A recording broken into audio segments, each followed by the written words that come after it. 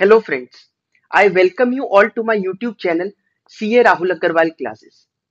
Friends, हम लोगों ने लास्ट क्लास तक जर्नल कंप्लीट कर लिया था। आज की क्लास में हम लोग समझेंगे लेजर और ट्रायल बैलेंस कैसे बनता है। लेजर और ट्रायल बैलेंस बनाना भी बहुत सिंपल है। जस्ट आप ये एक क्वेश्चन देख लोगे, इसके बाद किसी भी क्वेश्चन का लेजर ट्रायल बैलेंस इजीली बना सकते हो। ठीक है, तो विदाउट वेस्टिंग टाइम चलते हैं अपने टॉपिक पर। प्लीज वीडियो को लाइक, चैनल को सब्सक्राइब और अपने फ्रेंड्स के साथ शेयर जरूर कर दीजिएगा। देखिए, लेजर का मतलब क्या होता है। हम लोगों ने अकाउंटिंग की डेफिनेशन पढ़ी थी, याद है आपको। Accounting is the art of recording, classifying, summarising, interpreting and communicating the results thereof. तो उसमें था accounting is the art of recording, फिर था क्लासिफाइंग। सबसे पहले रिकॉर्डिंग करना। तो जो रिकॉर्ड करते हैं हम ट्रांजेक्शन, उसके लिए हम क्या बनाते हैं, जर्नल की एंट्रीज रिकॉर्ड करी। जैसे आपके सामने यहाँ पर एक जर्नल बना हुआ है, ये एंट्रीज रिकॉर्ड कर दी हमने, ये रिकॉर्डिंग थी।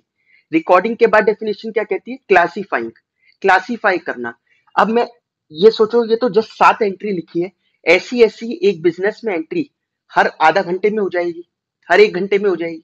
मतलब एक दिन की इतनी सारी एंट्रीज होंगी किसी भी बिजनेस में। अब कोई इवन मुझसे इसी में पूछे कि बताना कैश का बैलेंस कितना है, तो मैं कहूंगा कि रुको एक बार देख लेता हूँ कहाँ कहाँ कैश प्लस हो रहा है, कहाँ कहाँ माइनस हो रहा है, मतलब कहाँ कैश डेबिट हो रहा है, कहाँ क्रेडिट, फिर उसका नेट बता दूंगा। फिर थोड़ी देर बाद कुछ कैश चेंज हो जाएगा, फिर वैल्यू बदल जाएगी। तो हम सिर्फ रिकॉर्ड करके ये बता ही नहीं सकते कि हमारे बैलेंसेस हैं कितने। ना कैश का पता, कोई पूछ ले सेल कितनी है आपकी, हम कहेंगे हम तो बस रिकॉर्ड करते चलते हैं, पता ही नहीं कितनी है टोटल, करके देखना पड़ेगा। इसीलिए हम क्या बनाते हैं, ledger. Ledger means classification of accounts. हम उसको क्लासिफाई कर लेते हैं अकॉर्डिंग टू इट्स नेचर, अलग अलग कर लेते हैं। ठीक है, वो कहलाता है लेजर बनाना। जैसे अब आपके सामने ये जो एंट्रीज है, इन एंट्रीज का अगर मैं आपको कहूं लेजर बनाओ, तो लेजर कैसे बनेगा। सबसे पहले आप क्या काम करोगे, जितने भी अकाउंट यहां पर आ रहे हैं उनकी नंबरिंग कर लेते हैं, कितने आ रहे हैं अपने कंट्रोल के लिए। जैसे सबसे पहले यहाँ पर कैश अकाउंट आया, तो इसको मैं 1 नंबर डाल देता हूँ। ये पेंसिल से करना चाहिए क्योंकि ये कोई फेयर काम तो कर नहीं रहे हम। कैपिटल, ये दूसरा अकाउंट है। तीसरा परचेजेस, चौथा राम, पांचवा रेंट। लेकिन अब कैश तो फिर आ गया, कैश ऑलरेडी हमने काउंट कर लिया था, इसको मत देखना। राम ऑलरेडी काउंट है, कैश डिस्काउंट रिसीव्ड, ये 6th पॉइंट हो गया। कैश फिर महेश 7th, और सेल्स आ गया 8th। इसका मतलब इन एंट्रीज में टोटल मिला के 8 अकाउंट्स है। तो इन 8 अकाउंट्स का हमें लेजर बनाना है, इन 8 अकाउंट्स में इसको क्लासिफाई करना है। सबसे पहले चलते हैं अपने पहले लेजर पर, जिसका नाम है कैश अकाउंट। किस तरीके से बनता है देखिए। सबसे पहले हम लोग क्या करेंगे, बीच में डबल लाइन करके अकाउंट को डिवाइड करते हैं। ये वाली साइड जो लेफ्ट हैंड साइड है वो कहलाती है डेबिट साइड, ये वाली कहलाती है क्रेडिट साइड। ठीक है, जो चीजें यहां लिखेंगे वही वहां लिखेंगे, क्योंकि every entry has double impact. आपकी बुक का नाम भी डबल एंट्री है। ये हो गया डेबिट, ये है credit.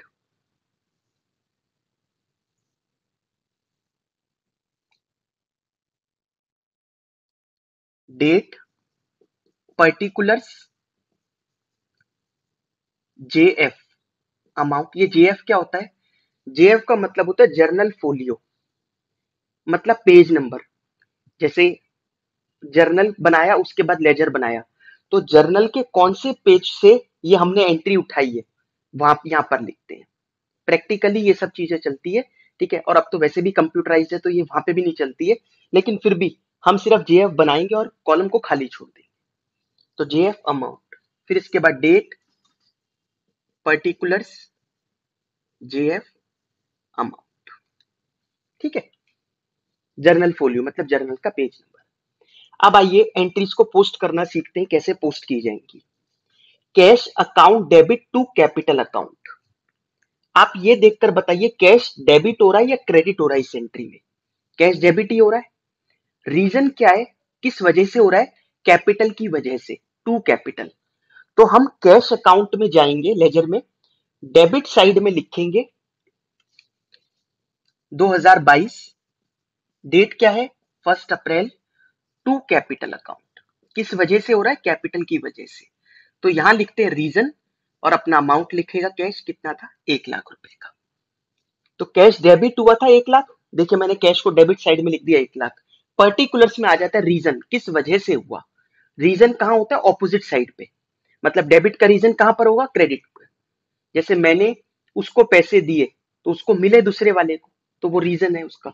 Cash account debit to capital, तो टू कैपिटल में रीजन आ जाएगा 1 लाख रुपए, जो ऑपोजिट साइड पे दिखता है।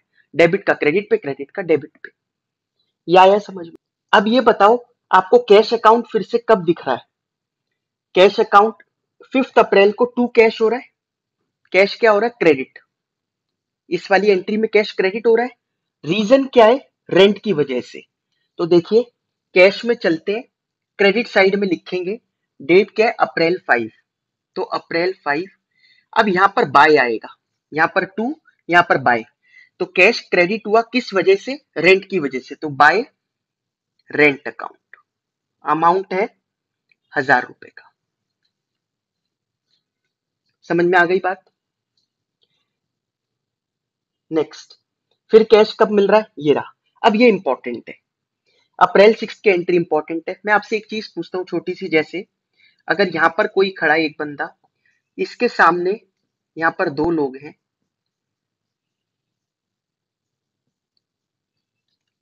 बताइए ये क्या बोलेगा? कि मेरे सामने ये दो लोग हैं, है ना? ये क्या बोलेंगे? हमारे सामने तो सिर्फ एक ही है। बात ये भी ठीक कह रहा है, बात ये भी ठीक कह रहा है ना? ये कहेगा मेरे सामने दो लोग हैं, ये दोनों कहेंगे हमारे सामने तो एक ही है। मैं ये इसलिए बोल रहा हूं, जस्ट छोटा सा एग्जांपल क्यों दिया। अब जैसे Ram account debit to cash to discount received, यहां पर लोग कंफ्यूज हो जाते हैं क्योंकि कंपाउंड एंट्री आ गई। देखिए कैश और डिस्काउंट तो साथ साथ ही है। मैंने आपको क्या कहा था? रीजन सामने वाली साइड पर होगा। अभी इस पहली एंट्री में बताया था ना, रीजन सामने वाली साइड पे होगा। तो रीजन सामने, मतलब सामने क्या है? राम। डिस्काउंट तो इसके साथ ही है, ये दोनों तो एक साथ ही खड़े हैं। रीजन कहाँ है? सामने वाली साइड पे, ऑपोजिट, राम। तो कैश क्रेडिट किस वजह से हो रहा है? राम की वजह से, बाय राम अकाउंट। कौन सी डेट? अप्रैल 6। अच्छा अमाउंट कौन सा लिखे? 20,000 लिखे या 18,000 लिखे? हम लेजर किसका बना रहे हैं? कैश का।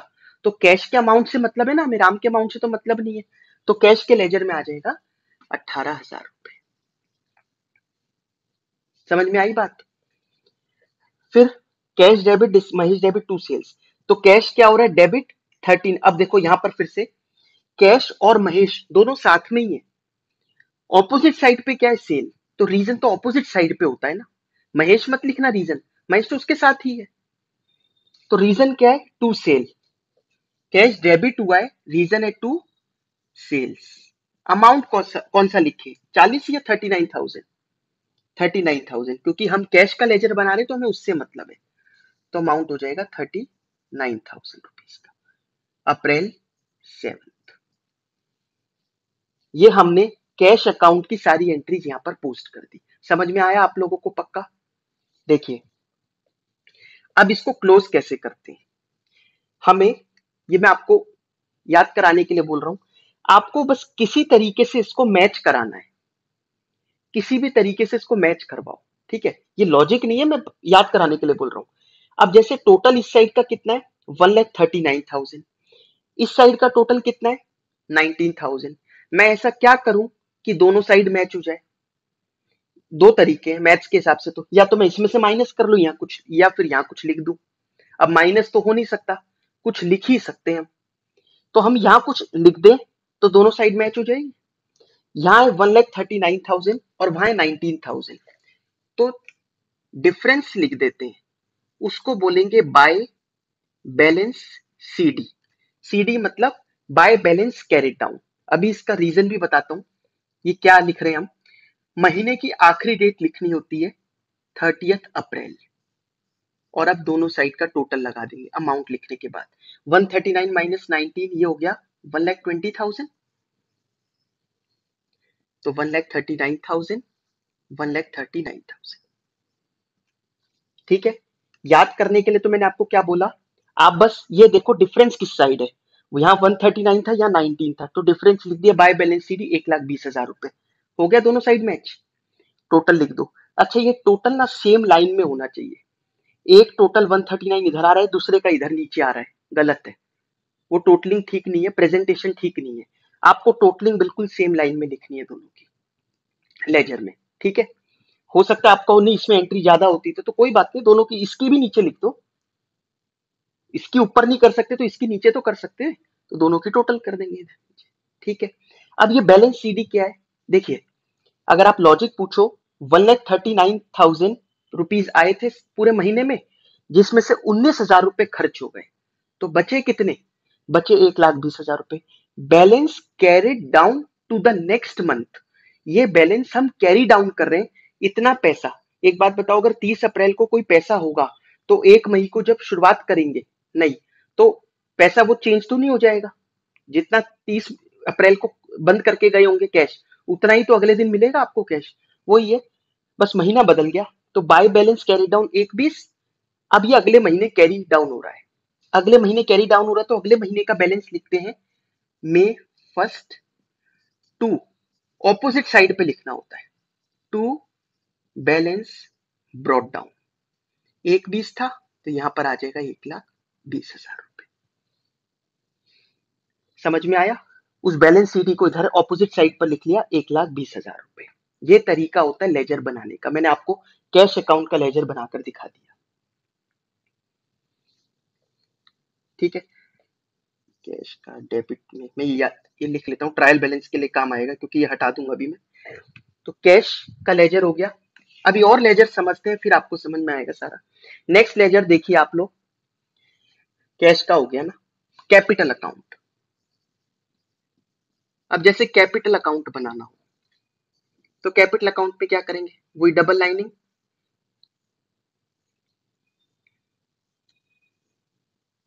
Date particulars JF amount, date particulars JF amount, capital account में। अब एंट्रीज देखना शुरू करो, कैपिटल की कौन कौन सी आ रही है।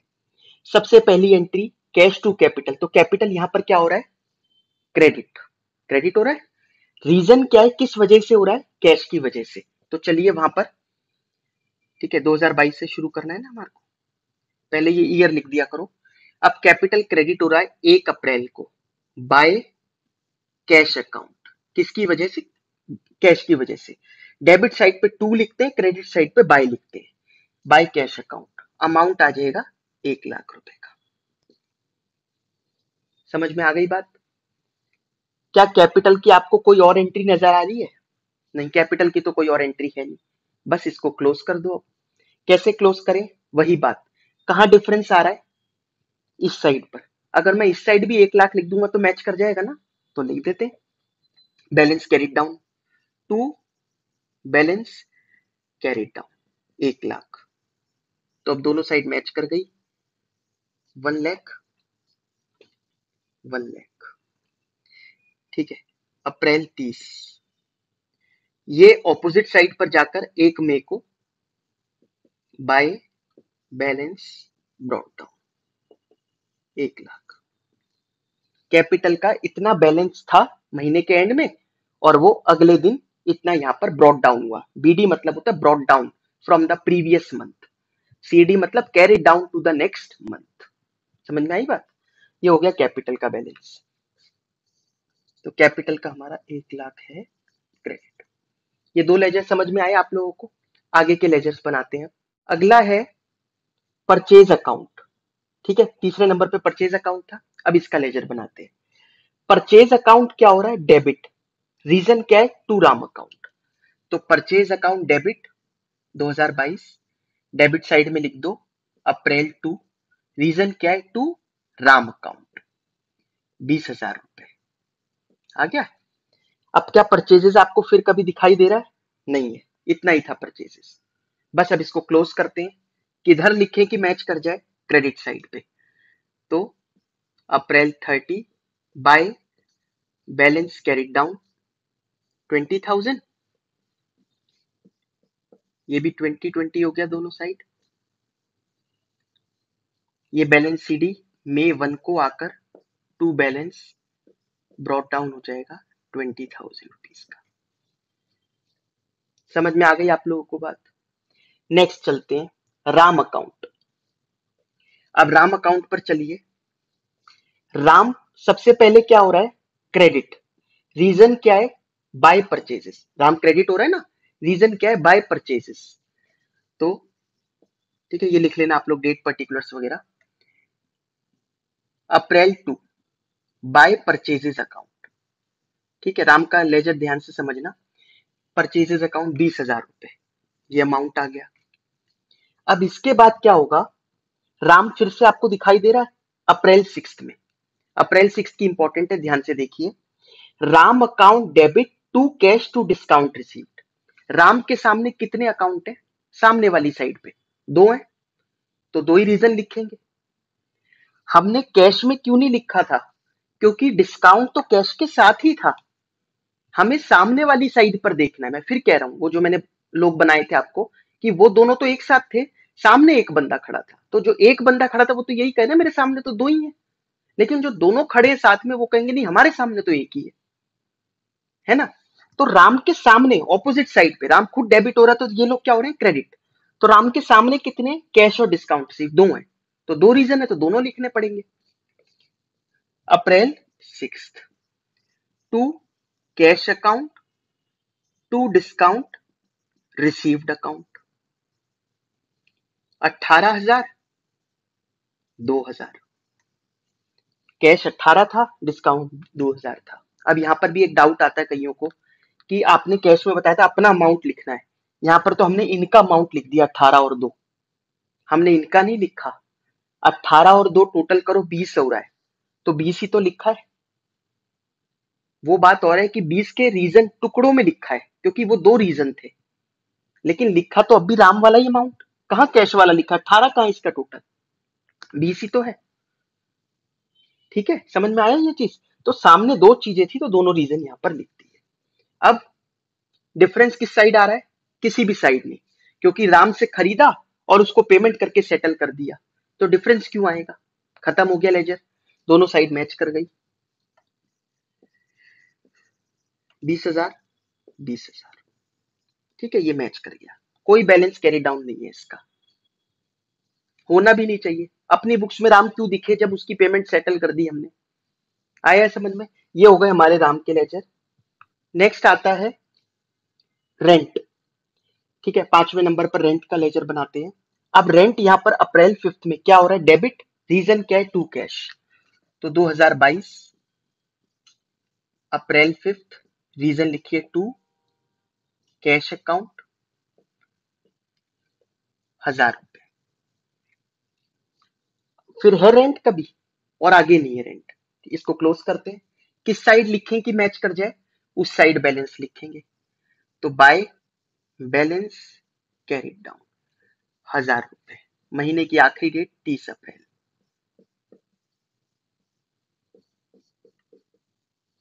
ये बैलेंस सीडी यहां आकर बन जाएगा balance BD to balance brought down 1,000 रुपए का। आई बात समझ में? ये हो गया हमारा रेंट का लेजर। नेक्स्ट है डिस्काउंट रिसीव्ड।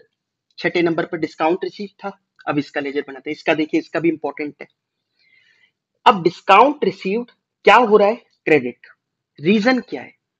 रीजन हमेशा होता है ऑपोजिट साइड पे, तो ऑपोजिट साइड पे तो केवल राम है। कैश तो इसके खुद के साथ ही है ना, तो कैश तो रीजन नहीं हो सकता। इसके सामने क्या है? राम है, तो बाय राम अकाउंट।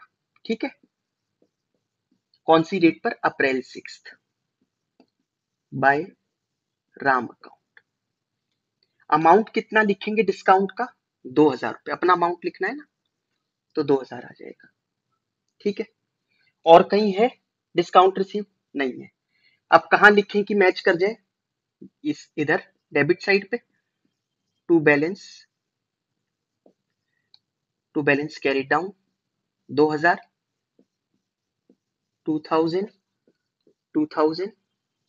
ये बैलेंस सीडी यहां आएगा May 1 by balance brought down 2,000 रुपए।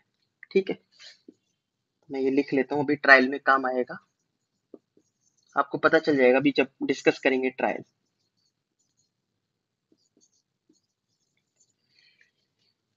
समझ में आ गई ये दो लेजर आप लोगों को। नेक्स्ट देखिए, महेश का लेजर बनाते हैं। सेवंथ पॉइंट जो था, महेश क्या हो रहा है, डेबिट।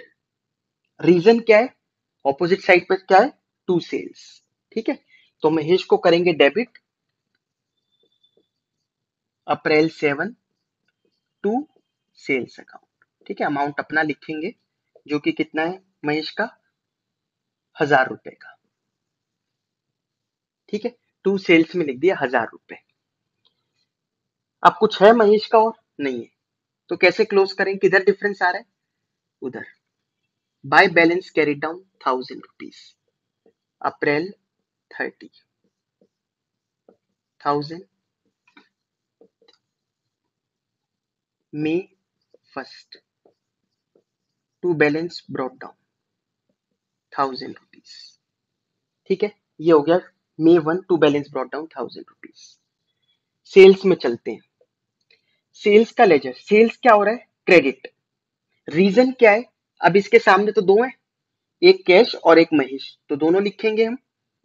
ठीक है, सेल्स क्या हो रहा है, क्रेडिट अप्रैल 7, दोनों रीजन लिख दो, by cash by Mahesh account. Cash में 39,000, महेश में 1000 रुपीज। समझ में आ गया। अब क्लोज करते हैं इसको। कहां लिखें डिफरेंस, इधर आ रहा है, हमें तो किसी तरीके से भी मैच कराना है अकाउंट। यहाँ 40,000 है, यहाँ कुछ भी नहीं है, तो यहाँ 40 लिख दो तो दोनों मैच कर जाएगा। ठीक है, टू बैलेंस कैरिड डाउन 40,000, 40,000, 40,000। जब भी बैलेंस लिखो तो ऑपोजिट साइड पर अगले महीने की पहली डेट पर बाय बैलेंस ब्रॉट डाउन लिख देंगे 40,000 रुपए। ठीक है, ये मैं याद रखने के लिए लिख लेता हूँ, महेश 1000 रुपीज और सेल्स 40,000 रुपए। समझ में आ गया आप लोगों को। देखिए, अब हम लोग बनाते हैं ट्रायल बैलेंस। ये हम लोगों ने सारे लेजर कंप्लीट कर लिए जितने भी क्वेश्चन में आ रहे थे। ये हो गया classification. Accounting is the art of recording, classifying, तीसरा क्या है, समराइजिंग। आइए समरी बनाते हैं। समरी क्या है, ट्रायल बैलेंस बनाना। उससे क्या होता है, देखिए उससे हमारी अरिथमेटिकल एक्यूरेसी का पता लगता है। कुछ हद तक मिस्टेक अब भी हो सकती है, ये नहीं है कि ट्रायल बैलेंस अगर मैच कर जाए तो मिस्टेक है ही नहीं। मिस्टेक तब भी हो सकती है, लेकिन कुछ हद तक अरिथमेटिकल एक्यूरेसी पता चल जाएगी। एक लिस्ट बन जाएगी सारे बैलेंसेस की, उसको बोलते हैं ट्रायल बैलेंस। ठीक है,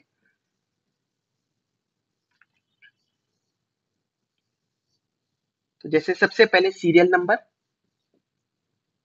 पर्टिकुलर्स,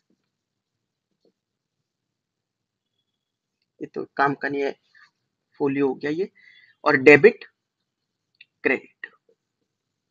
ठीक है, ये हो गया हमारा ट्रायल बैलेंस।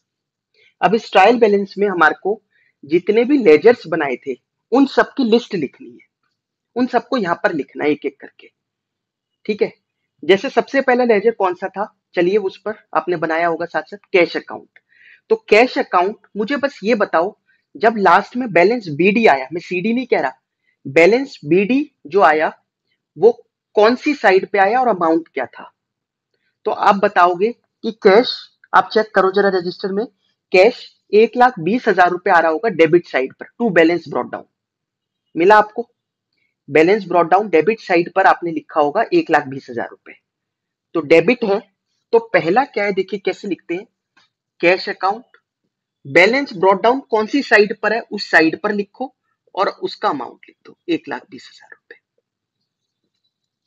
समझ में आई बात, कि बैलेंस ब्रॉट डाउन किस साइड है वो वाला लिखना है यहाँ पर। नेक्स्ट देखिए, नेक्स्ट लेजर किसका बनाया था, कैपिटल का।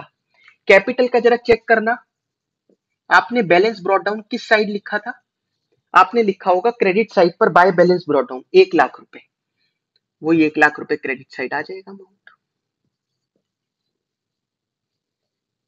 ठीक है, तीसरा परचेजेस अकाउंट। परचेजेस अकाउंट जरा चेक करिए क्या करा था, डेबिट में था बैलेंस बीडी या क्रेडिट में था? डेबिट में था। अमाउंट कितना था? 20,000 रुपए। तो बैलेंस ब्रॉट डाउन का 20,000 रुपए अमाउंट आ गया। नेक्स्ट लेजर कौन सा था? राम अकाउंट। पहले तो मैं आपको वैसे बता देता हूँ, लॉजिक भी बताऊंगा। राम अकाउंट, राम का कोई बैलेंस नहीं आ रहा था।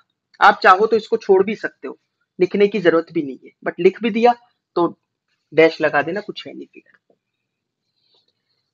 नेक्स्ट था रेंट अकाउंट। रेंट अकाउंट का चेक करो, बैलेंस ब्रॉट डाउन किस साइड था? 1,000 रुपए था डेबिट साइड पे। नेक्स्ट, डिस्काउंट रिसीव्ड का,